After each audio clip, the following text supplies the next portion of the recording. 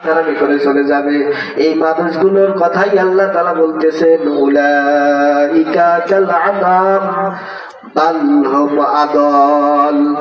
আল্লাহ তাআলা বলেন, উলাইকা কাল আনাম, তারা হলো চতুষ্পদ জন্তুর ন্যায়, চার পাওয়ালা জানোয়ার।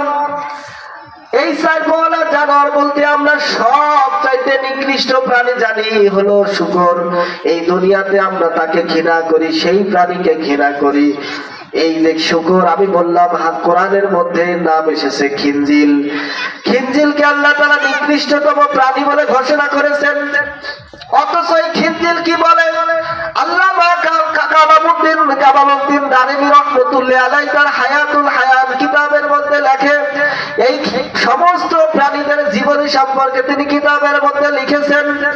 হায়াতুল হায়ান কিতাবের মধ্যে অনেক প্রাণীর কথা আপনারা পাবেন। কিতাবটা যদি পড়েন, ওই কিতাবের মধ্যে বিভিন্ন কথা আছে। তার মধ্যে একটা কথা বলি, এই শূকরটা সকালে ঘুম থেকে ওঠার পরে একটা কথা বলে। কি কথা বলে?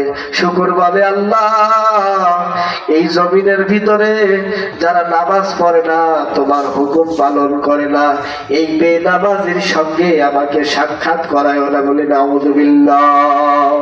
কি বলে? শূকর বলতে থাকে, আল্লাহ, জমিনের ভিতরে যারা নামাজ আদায় করে না, যারা তোমার হুকুম পালন করে না, এদের সাথে আমার সাক্ষাৎ করায়ও না, এদের সঙ্গে আমার মুলাকাত করায়ও না, আমি যেন তাদের না দেখি। আর এই নিকৃষ্ট প্রাণী কি বলে? এই হায়াতুল হায়ান কিতাবের মধ্যে আরো রয়েছে, এই দুনিয়ার মধ্যে আমরা যেমন খুশি তেমন চলি, কিন্তু শকুন ডাক দিয়ে বলে, আকাশের মধ্যে যে শকুন দেখতে পাই, আকাশের মধ্যে শকুন উড়ে যায়। এই শকুন ডাক দিয়ে মানুষকে বলতে থাকে, ও দুনিয়ার মানুষ, যেমন খুশি